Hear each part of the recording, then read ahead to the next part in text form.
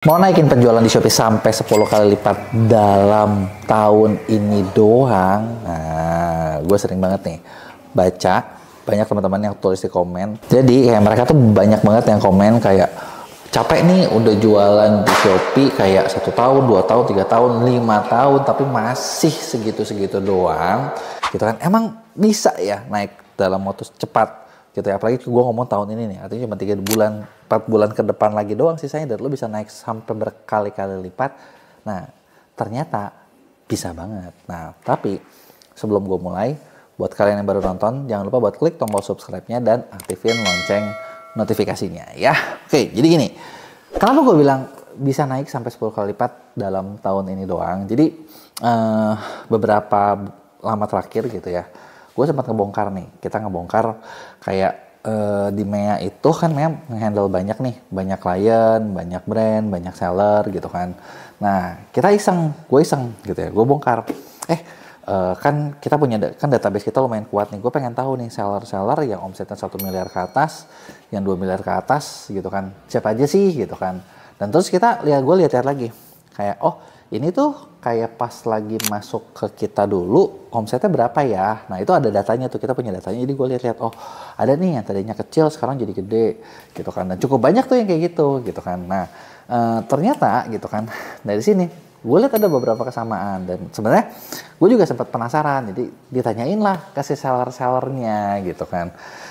Lu tuh ngapain sih gitu kan? Apa sih yang ngebedain lu gitu kan? Karena kalau gue lihat ternyata yang bisa ngebut penjualannya sama yang nggak ngebut, nah ternyata ada polanya gitu kan. Gue termasuk orang yang percaya sukses itu ada polanya, gagal tuh ada polanya. Gue nggak tahu kalian percaya apa nggak, coba tulis di komen. Lu termasuk percaya apa nggak nih, segala sesuatu ada polanya? Kalau gue tuh percaya banget ada polanya. Nah, pola yang gue lihat pertama adalah seller-seller yang omsetnya gede-gede, biasanya mereka punya 1-2 produk itu yang ngehitnya tuh gila-gilaan. Jadi kayak 1-2 produk kita bisa bilang produk hero, produk superhero gitu kan, yang laku banget gitu kan. Nanti udah gitu di tier keduanya ada yang lumayan rame gitu kan. Nah, udah gitu biasanya tuh kayak mereka lagi mencoba gitu kan, lagi mencoba bikin, dan ya ada yang rame, banyak juga yang nggak rame gitu kan, yang gagal ya. Kita perlu mengakui lah ya, kan nggak mungkin semua yang lu bikin tuh laku, itu emang nggak mungkin gitu kan. Nah, terus jadi kan karena kekepoan itu gitu kan, jadi kan sambil nanya dong gitu kan, gue juga pengen tahu gitu kan, lu tuh barang lu kan ini beberapa laku banget ya gitu kan, emang gimana sih, apa sih yang bikin kepikiran bikin barang itu gitu kan. Nah, ketika misalnya kita tanya beberapa yang rame, dan ternyata memang sih gue juga nggak semua ya, tapi beberapa pola ini gue ketemu gitu kan. Ketemunya gimana gitu ya, ketemunya tuh kayak gini. Kalau misalnya nih seller yang omsetnya segitu-segitu aja, biasanya contoh gini, gue punya produk 3 gitu ya, ini 2 ya. Gue punya produk 2, ya udah, tahun ini gue 2, tahun depan gue 2, tahun depannya lagi gue 2, 10 tahun kemudian gue cuma punya 2. Nah, ada nggak pengembangannya? Kagak. Sedangkan kalau yang rame biasanya mereka tuh aktif banget buat misalnya gini, tahun ini 2, nggak usah tahun depan, berapa bulan kemudian kepikiran lagi nih, oke gue bikin apa ya? Bikin lagi nih, ada yang baru. Berapa bulan kemudian nge-launching lagi sesuatu yang baru. Berapa bulan kemudian nge-launching lagi sesuatu yang baru. Yang dari tadinya sedikit sampai akhirnya jadi kayak banyak banget gitu kan. Nah, emang kenapa sih jumlah produk itu nentuin gitu? Apakah kalau gitu kita berarti harus punya produk banyak ya? Tapi gue bukan ngomong banyak doang. Banyak itu terukur, dipikirkan, terkonsep apa enggak? Karena ini beda gitu kan. Nah, yang gue mau poinin di sini adalah seller yang laku, rata-rata mereka tuh banyak banget menciptakan sesuatu yang baru gitu. Nambah sesuatu yang baru, nambah, upgrade gitu kan. Sedangkan kalau yang segitu-segitu aja, biasanya mereka nggak pernah upgrade, ya udah aja, itu aja gitu, kaku gitu kan. Dan nggak usah ngomongin lo jualan laku ya, yang apa tuh, maksudnya kayak banyak perusahaan juga kalau lo nggak ada inovasi baru lu mati gitu kan. Nah, terus jadi maksudnya apa? Nah, maksudnya gini, yang lu perlu sadar adalah kalau lu mau langsung rame, lu tuh perlu punya yang namanya produk hero, produk yang memang bener-bener itu tuh ngegendong tokonya. Nah, gimana cara nyeritain produk hero? Pertama yang gue mau bahas adalah lu lihat dulu toko lu selama ini, udah ada yang hero-nya belum? Kalau belum, atau udah, gue nggak tahu ya. Nah, apa yang bisa kita ciptain lagi, apa yang bisa kita buat lagi, sesuatu lagi untuk menambah kekuatan si hero tersebut. Nah, itulah yang dilakukan. Jadi jangan gini, oke, gue punya produk nih, produk gue berapa? 20. Oke, lu udah punya 20. Laku banget nggak? Ya enggak sih, biasa aja sih. Ada hero-nya nggak? Paling laku berapa penjualannya? Masuk nggak kategori laris gitu kan? Enggak juga. Lah, lu kagak punya. Kalau lu kagak punya, berarti lu harus, maksudnya gini, harus membuat yang lama jadi laku, mungkin bisa dicoba, gitu kan? Dengan cara apa gitu kan? Dengan cara ya, nanti kita bahas di belakang ya. Nah, gue mau lu ngerti konsepnya dulu. Oke, yang kedua adalah, kalau lu nggak bisa melaunching yang lama jadi laku, yang kedua adalah lu ciptakan sesuatu yang baru supaya itu bisa ngegendong. Makanya gue bilang tahun ini juga bisa. Lebih gampang, bakal jauh lebih gampang buat kalian kalau misalnya kalian udah punya yang hero. Kalau udah punya yang hero, misalnya gue udah punya katakanlah satu produk ini hero, nah kita perlu nambahin kan. Gimana cara nambahinnya? Simple. Nambahinnya adalah dengan cara, oke, gue udah punya satu yang laris, gue udah punya satu yang bagus. Langkah gue berikutnya adalah, kira-kira nih, gimana caranya gue bikin temannya dia gitu, temannya si hero ini. Nah, cara paling gampang adalah dari produk hero yang udah lu punya, lu pikir, kira-kira siapa nih yang belinya? Pembelinya siapa? Masalahnya apa? Kenapa mereka beli gitu kan? Nah, kalau lu udah tahu, oke, gue tahu nih pembeli gue adalah si A, masalahnya segini, kategori umurnya segini, ininya segini, apalagi yang si A butuh? Kira-kira ada nggak sesuatu yang bikin produk hero lu makin bagus gitu? Nah, ketika ada, bikinlah produk baru kedua itu, substitusinya dibarengin sama si A sama produk hero ini. Ini kan udah pasti bakal, pasarnya udah ada, yang lakunya udah ada. Ini bisa ketika lo lakuin ini aja, itu bisa jadi 2 kali lipat gitu kan. Ya, bisa nggak 3 kali lipat? Ketika ini gabung, mungkin malah bisa jadi 3 kali lipat. Nah, terus kalau mau jadi lebih banyak lagi gimana? Kita perbesar jangkauannya. Nah, itulah salah satu caranya gitu ya. Nah, terus ketika lo bikin, nah ini juga nih salah satu trik yang maksudnya gue banyak tanya ke mana ya, maksudnya ke teman-teman seller itu, ketika lo bikin ya, gimana cara lo bikin orang itu maksudnya tuh lebih yakin gitu kan. Ketika bikin itu, kenapa, gimana cara lo bisa nentuin kalau ini yang laku mah yang enggak. Dan rata-rata kalau ditanya gitu ya, seller-seller yang bisa bikin produk yang bagus, mereka selalu berpikir ketika bikin produk, yang dipikirin adalah bukan lagi unique selling point. Kalau lo belum pernah dengar istilah USP atau unique selling point, itu adalah apa sih yang bikin ini itu unik gitu. Tapi unique buying point. Apa yang bikin orang bakal mau beli produk ini? Ya sebenarnya mirip-mirip sih ya, tapi maksudnya mereka berpikir dari kacamata pembeli, oke, gue mau beli ini karena apa, dilihat persaingannya kayak gimana, bedanya apa, dan kenapa bikin orang mau beli. Nah, ketika lo bisa mikirin apa yang bikin orang mau beli barang lu, nah itu bakal bikin makin gampang buat dijual. Gitu kan. Oh, gue mau beli gara-gara ini ya. Oh, kira-kira poin yang mau beli tuh gara-gara ini ya. Oh, ini penyebabnya di sini ya. Gitu. Dan itu tuh bisa mempengaruhi banyak hal. Karena gini, contoh lu mau bikin satu produk nih, ukurannya berapa? Gitu ya. Kalau selain baju ya, non baju ya. Kalau baju kan memang ukuran badan ya, bener nggak? Tapi misalnya kalau selain baju ya, ukurannya berapa? Itu kan gini, ukuran mungkin beda. Kalau misalnya sesuatu yang dikonsumsi beda 10 gram. Tapi itu bisa jadi kayak lebih gede bilangnya. Bener nggak? Ukuran mungkin beda. Misalnya kalau kayak tas beberapa senti, mungkin itu bisa bawa lebih banyak. Atau lebih kecil, malah ini jadi pas di saku. Bener nggak? Nah, itu adalah poin-poin yang maksudnya apa sih yang bikin orang tuh mau beli gitu kan. Dan itu bisa lu ngerti kalau lu tahu masalahnya apa. Kalau lu nggak tahu masalahnya, susah.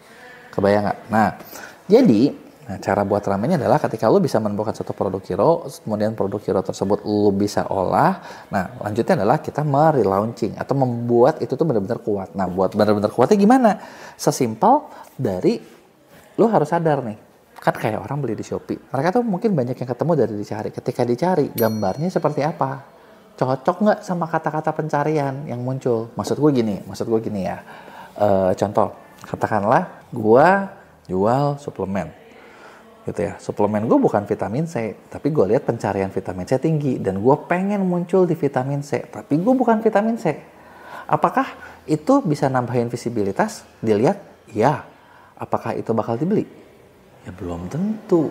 Karena kenapa? Yang nyari vitamin C, gue nggak ngerti yang lain, gue maunya vitamin C. Jadi cuma dilihat doang, dibeli kagak. Bener nggak? Matching nggak nih sama yang orang ketikin? Nah, artinya kan di sini lo harus mikir nih, keywordnya apa?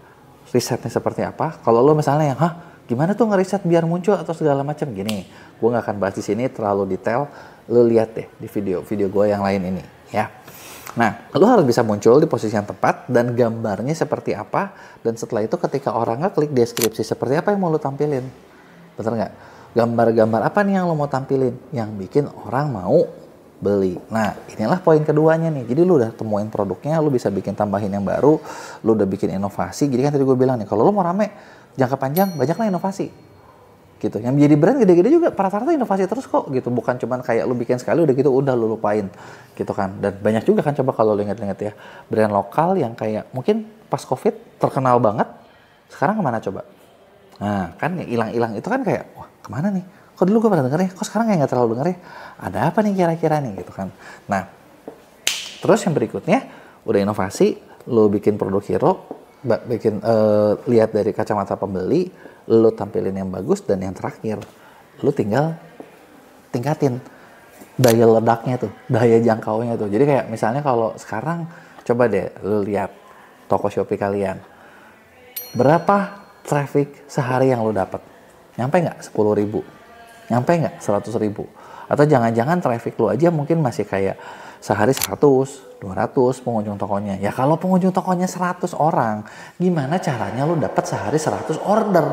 Kagak bisa kan? Jadi ya lu harus dapat dulu dong 1.000, 10.000, 100.000 gitu kan. Kalau biasanya 1 juta sehari pengunjungnya, nah disitulah order lu baru bakal banyak.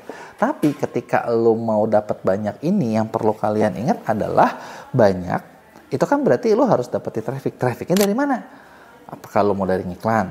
Apakah lu mau dari pencarian? Apakah lu mau dari live? Apakah lu mau dari konten? Terserah mau dari mana nih.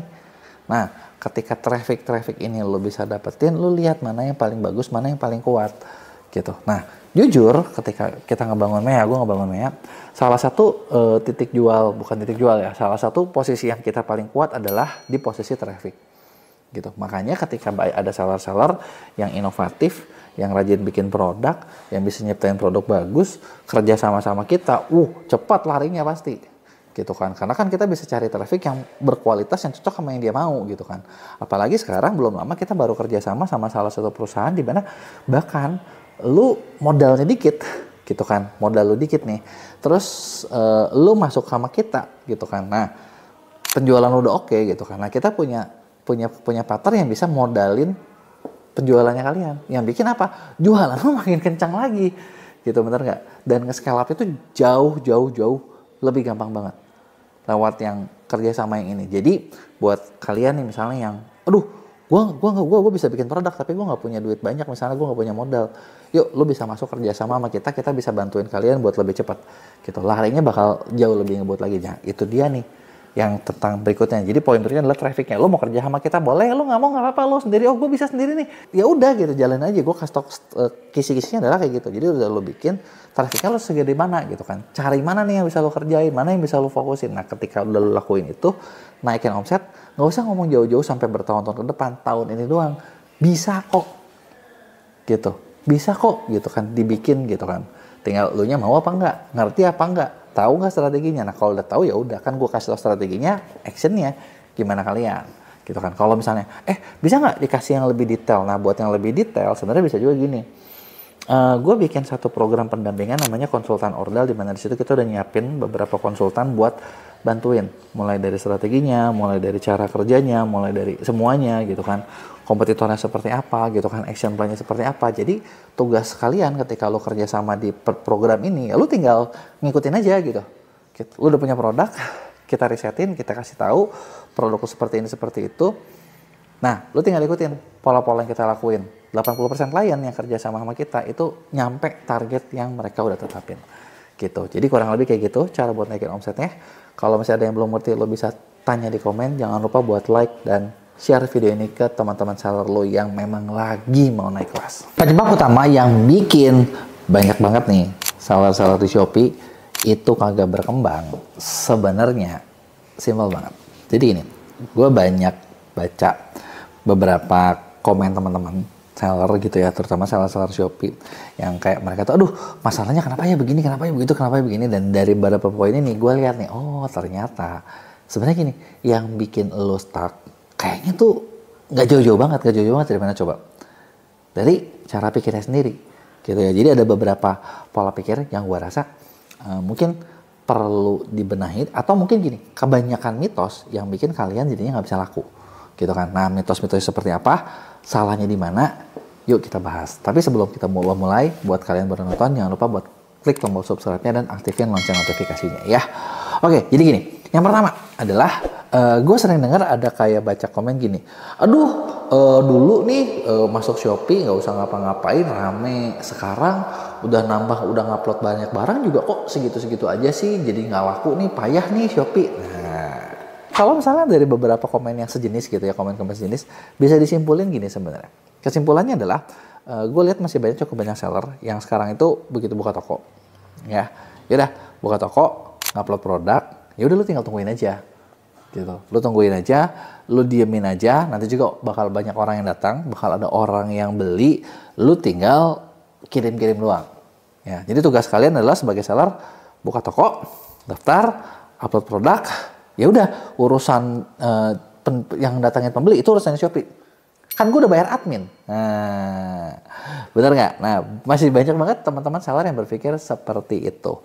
Ya, sebenarnya gini, basicnya adalah ketika lo jualan, sama kayak kalian gini deh, kalian jualan di mall. Ya, kalian misalnya jualan di mall, pertama adalah ya kan lo daftar ya di mall. Gue mau jualan dong. Lo punya posisi di mana gitu? Tanamnya di mana? Gitu. Nanti kan milih kan. Oke, kalau yang di sini harganya segini, yang di situ harganya segitu, yang di sini harganya begini. Dan udah gitu lo buka, lo udah tinggal majang produk. Udah banyak produk, ya udah kan gue udah bayar.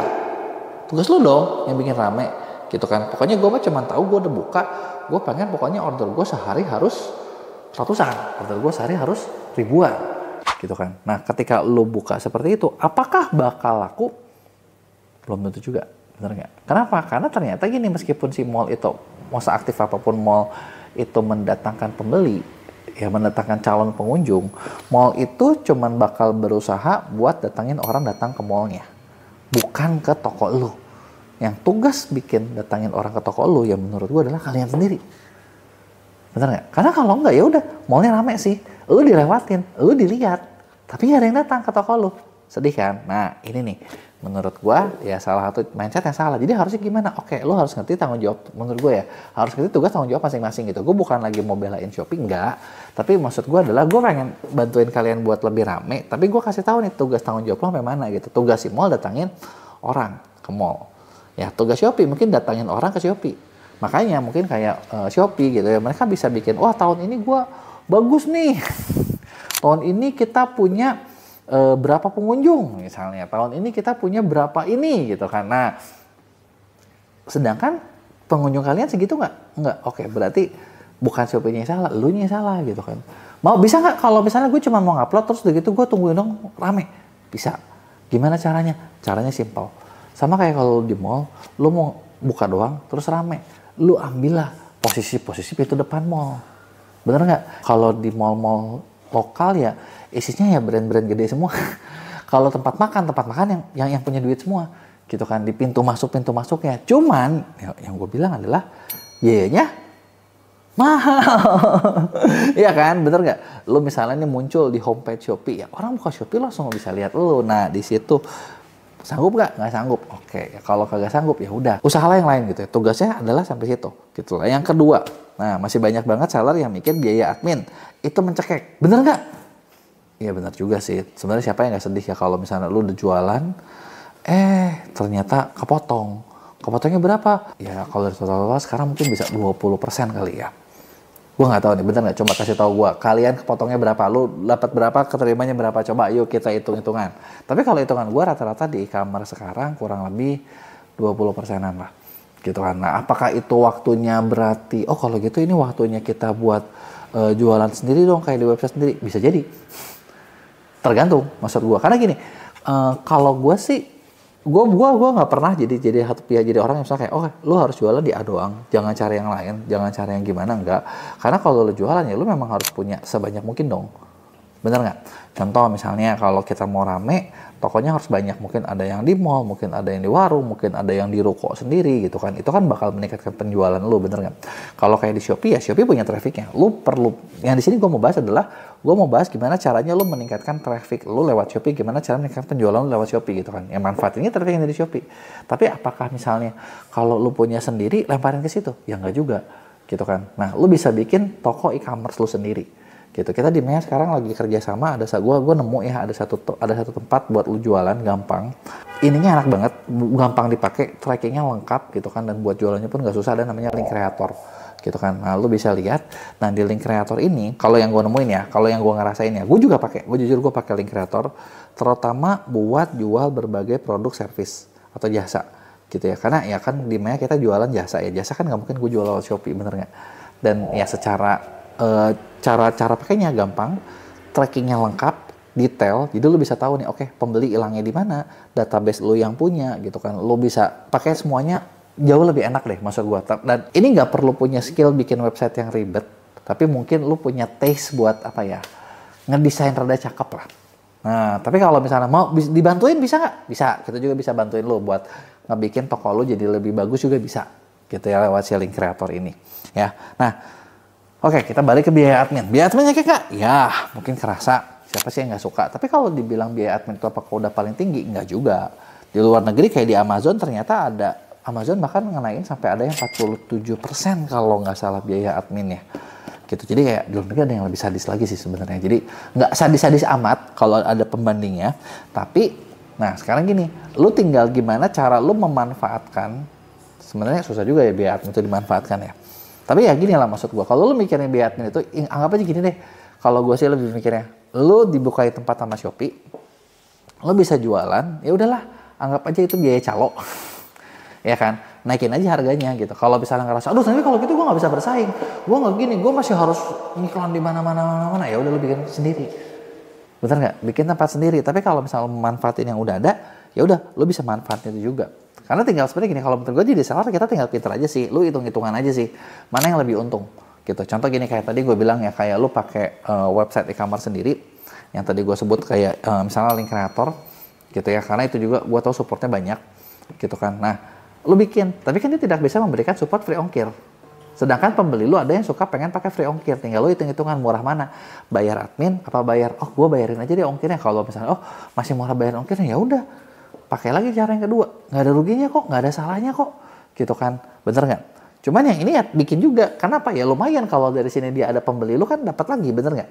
Ya kalau gue selalu berpikir kayak misalnya gini, dari dulu ya, gue jualan, dulu gue malah inget gue pernah waktu di zaman di tahun berapa ya, 2018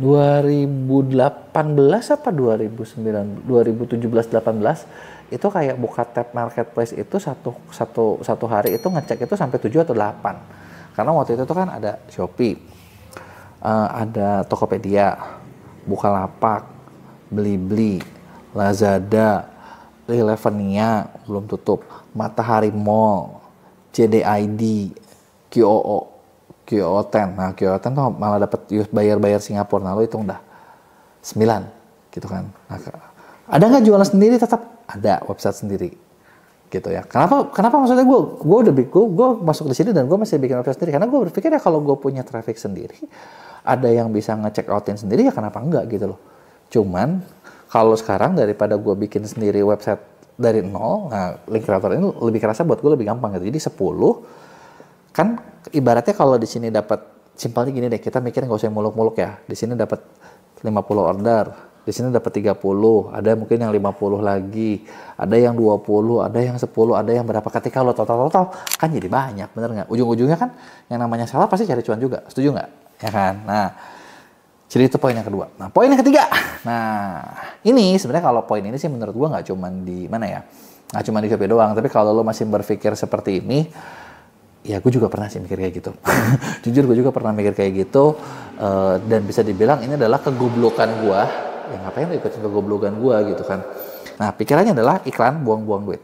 Serius, gue juga pernah ngalamin itu kayak dari tahun 2013 sampai tahun 2018 gitu, 5 tahun gitu. Gue berpikir kayak, udahlah, gila keluar duit, cari yang gratis aja, masih banyak kok yang gratis. Repot-repot sedikit, ya udahlah. Tapi sekarang kayaknya gue kalau misalnya buat bikin apapun, gue jual apapun, gue nggak sekarang justru gue nggak mau cobain pakai gratis. Karena kenapa? Waktu itu menurut gue paling mahal. Ibaratnya gini, kalau lo gratis, segala sesuatu yang namanya gratisan itu ada batasnya. Contoh kayak misalnya, lu jualan di Shopee nih, lu ngupload di Shopee, kita lagi bahas di Shopee ya misalnya, kita lagi bahas di Shopee, terus udah gitu lu tungguin rame. Ya kan ada waktunya ya, bener nggak? Mending kalau algoritma Shopee gue kebaca, terus gue mau coba nih, oke gue mau mengalahkan gimana caranya supaya gue bisa rame gitu kan. Lu coba ulak-ulik, nah proses lu mencari, proses lu menemukan pola, itu berapa lama? Ngerti nggak maksud gue? Apakah proses lu setahun, 2 tahun? Dan ketika 2 tahun, waktu 2 tahun lu gak bisa balik lagi guys. Dan ketika lu bisa beli waktu, kalau kayak sekarang, gue kalau misalnya promosi apa, langsung aja gue iklanin. Gue udah budgetin, oke, produk ini gue mau budgetin, budget gue sekian. Keluarin lagi duitnya. Ketika ada untung, naikin lagi duit budgetnya. Kenapa kayak gitu? Karena gue berpikir gini, daripada gue sendiri pusing, mending gue beli waktu aja. Karena waktu gue gak bisa balik lagi, ketika gue iklanin, gue itu langsung tahu hasilnya lebih cepat. Karena gini, contoh gue menjual buku misalnya. Gue jual buku, gue tahu dari mana buku gue rame atau enggak. Sebenarnya ngomongin buku gue rame atau enggak, itu kan tergantung dari berapa banyak orang yang lihat buku gue. Kalau cuma 1 nggak dibeli, wajar. 100, mungkin ada yang beli. Mungkin juga belum. 1000, harusnya udah ada yang beli. 10.000, udah pasti ada yang beli. Kalau misalnya udah 100, 1000, 10.000 nggak ada yang beli. Wah goblok nih, salah nih. Nggak usah dilakuin lagi. Gitu. Kenapa? Udah 10.000 guys. Kebayang, kemungkinannya udah banyak gitu kan. Nggak mungkin gue harus mencoba sampai 100.000. Nah, untuk gue proses menunggu itu ketika gue keluarin duit buat iklan, buat diklik 10.000 itu cepat. Mungkin cuma sebulan gue udah tahu, oh gagal nih, nggak usah gue ulangin lagi gitu. Makanya jangan pernah berpikir iklan buang-buang duit. Kalau menurut gue justru iklan itu adalah cara leverage kalian buat lebih cepat. Ketahuan, hasil nggak, bagus nggak, segala macam. Gitu. Nah makanya jangan pernah anti sama iklan. Kalaupun misalnya ngerasa kalian, aduh tapi kan gue tiap iklan boncos, berarti skill lu yang kurang. Perbaiki skill lu. Atau kalau lu nggak bisa perbaiki skill lu, karena iklan juga butuh daya analisa yang tajam ya. Fair ngomong sih. Ya udah, kerjasamalah sama orang lain yang fokus di situ, yang bisa di situ, yang pasti update di situ. Gitu. Karena kalau misalnya nggak bisa update, percuma, lu bakal kalah. Gitu. Nah terakhir adalah banyak juga nih yang pikir, kalau gue mau laku, berarti gue harus punya produk yang banyak. Bener nggak? Iya, bisa jadi, bisa enggak juga. Tapi gini, apakah produk banyak bakal bikin lo cepat laris? Belum tentu juga. Produk banyak, malah lo capek ngegendongnya. Lo capek mikirin promosinya. Mending kalau produk banyak itu tuh satu tipe.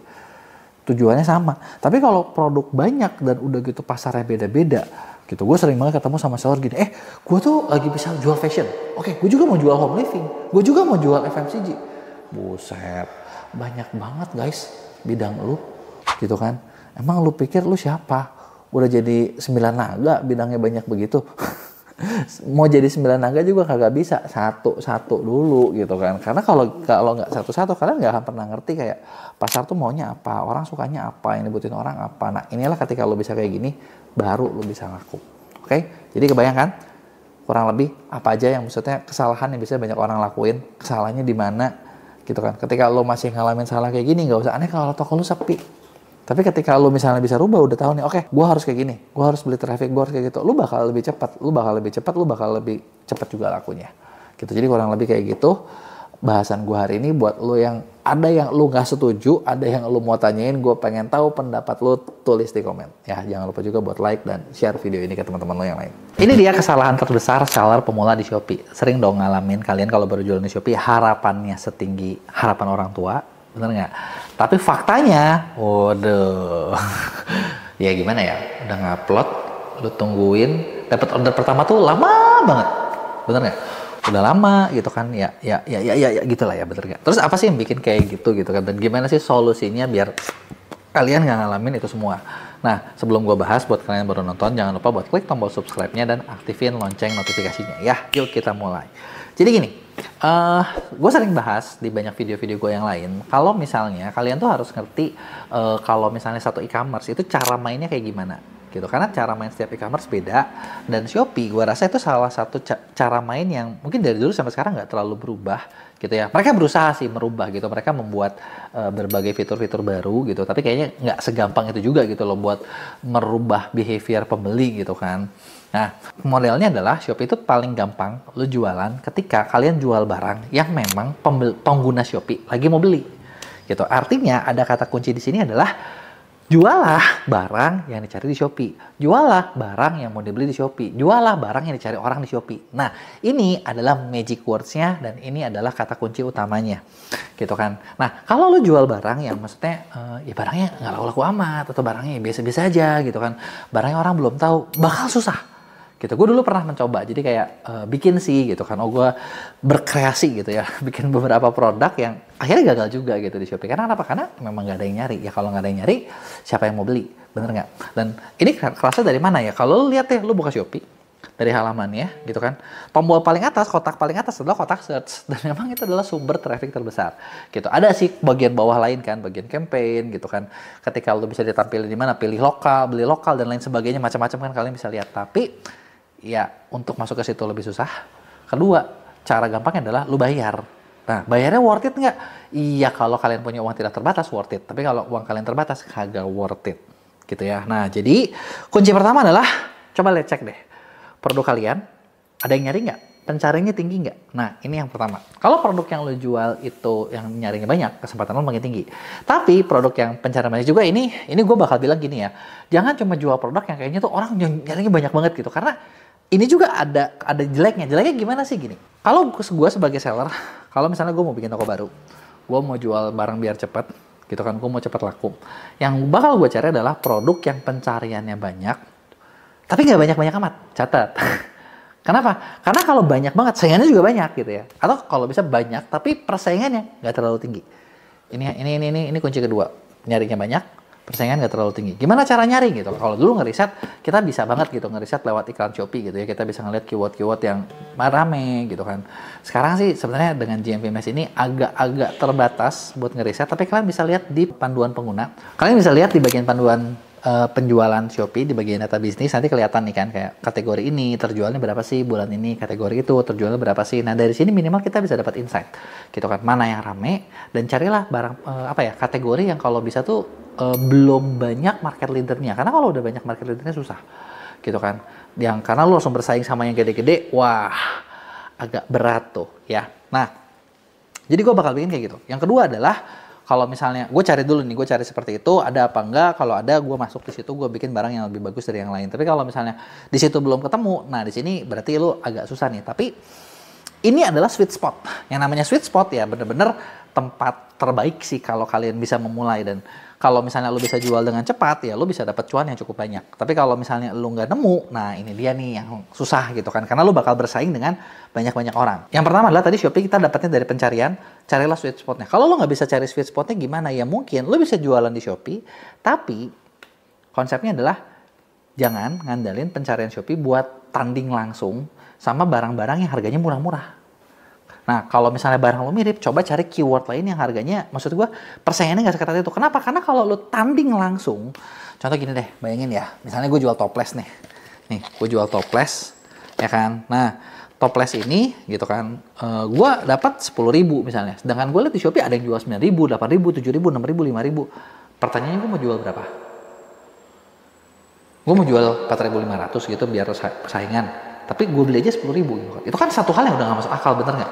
Nggak bisa bersaing. Nah, terus kayak gimana nih misalnya? Apakah gue bisa nggak bikin toples gue ini 10.000 terlihat menarik di mata orang lain dan terlihat lebih menjual daripada orang lain? Nah, kalau bisa, ada harapan toples gue ini laku. Tapi kalau misalnya toples yang gue jual ini, gue nggak bisa bikin dia terlihat lebih menarik, lebih bagus dari yang lain. Bisa nggak gue jual? Nah, itu kan yang jadi susah kan. Nah, sebenarnya banyak juga orang yang ngerasa, aduh, gue kalah perang harga nih. Dan terus akhirnya kita penasaran nih, kita kepo, kita beli itu barangnya kompetitor. Dan ternyata begitu dibandingin, tipis banget, jelek banget, kok murahan banget. Tapi ya memang ada duit, ada harga, bener nggak? Nah, cuman bisa nggak kalian menampilkan seperti itu gitu ya? Karena ternyata fun fact yang ketiga adalah buat lo jualan di Shopee dan lo bisa berkembang, lo punya margin yang cukup. Margin itu nggak bisa kayak barang lu 10.000, lu jual 11.000, cuman 10%. Kenapa potongan adminnya aja bisa sampai 20%? Bener nggak? Kalau kalian ikutin semua campaign dan lain teman-temannya, bisa 20% sendiri tuh. Gitu kan abisnya. Nah kalau itu udah abis, margin lu 10%, rugi. Belum iklannya. Bener nggak? Belum affiliate-nya, belum ini itunya. Nah disinilah kalian butuh margin. Makanya fair ngomong, kayaknya makin ke depan ya. Ini firasat gue sih. Tapi gue nggak tahu bener apa nggak. Mungkin yang bakal survive jualan di e-commerce, kalau sekarang kan reselleran juga banyak ya. Distributor jualan, reseller jualan, toko jualan, pabrik jualan gitu kan. Dan semuanya ngadu nih. Nah ujung-ujungnya nanti di masa depan, mungkin gitu ya, di masa depan, gue nggak tahu kapan. Yang kuat cuma nanti kayaknya yang punya produknya doang. Gitu. Yang punya produknya atau distributor besar doang, itulah yang bisa survive. Kalau yang retail gimana? Kagak bisa. Jadi kalau gitu nggak mana? Ya lu jadi affiliate lah. Ujung-ujungnya kayak gitu kan. Nah, kalau udah bisa punya margin yang cukup, nah di sini berikutnya adalah yang perlu kalian lakuin adalah barulah lu harus tahu cara beli traffic. Lu harus tahu cara mengevaluasi. Kalau misalnya lu nggak tahu cara beli traffic, lu nggak tahu cara ngevaluasi, lu nggak tahu yang lain sebagainya, repot. Karena di situ kalian susah banget buat growth-nya. Duitnya kagak ada, semuanya kagak ada, tipis deh jadinya. Ya, nah jadi itu dia tadi nih beberapa poin penting yang perlu kalian tahu, yang perlu kalian sadarin kalau jualan kalian mau laris. Coba deh lu lihat dari beberapa poin tadi mana yang lagi lu alamin dan mana yang bikin lu stuck. Biasanya nggak beda jauh dari situ-situ aja deh. Gitu. Dan ada nggak gini? Gue di Skill School kita punya program pendampingan khusus buat seller-seller baru yang memang mau lebih berkembang. Dimana lewat program pendampingan ini kita udah siapin nih beberapa konsultan buat bantuin kalian mulai dari ngebedahin akunnya, nganalisa masalah kalian di mana, kompetitor kalian gimana, dan ngasih action plan yang bisa kalian lakuin supaya bisnis kalian bisa bertumbuh. Rata-rata klien yang masuk sama kita itu 80%-nya bisa achieve target yang kita setting. Jadi kalau di kita udah di setting nih, lu masuk sama kita setting, oke, target lu berarti berapa bulan depan? Katakanlah dalam satu project naik 50% omsetnya. Gitu kan, dalam waktu berapa lama naik berapa persen. Nah itu kita bisa setting, kita kasih tahu caranya, kita dampingin biar kalian bener-bener nyampe target yang kalian udah buat. Gitu ya, jadi buat yang mau lu bisa klik link di deskripsi gua, ikutan di program pendampingan. Atau kalau buat kalian yang pengen grow tapi nggak punya tim, lu bisa kerja sama punya agency, kita punya tim buat bantuin kerjain semua kebutuhannya kalian. Gua pengen tahu pendapat kalian, jangan lupa tulis komen, jangan lupa juga buat klik like dan share video ini ke teman-teman lo yang lain.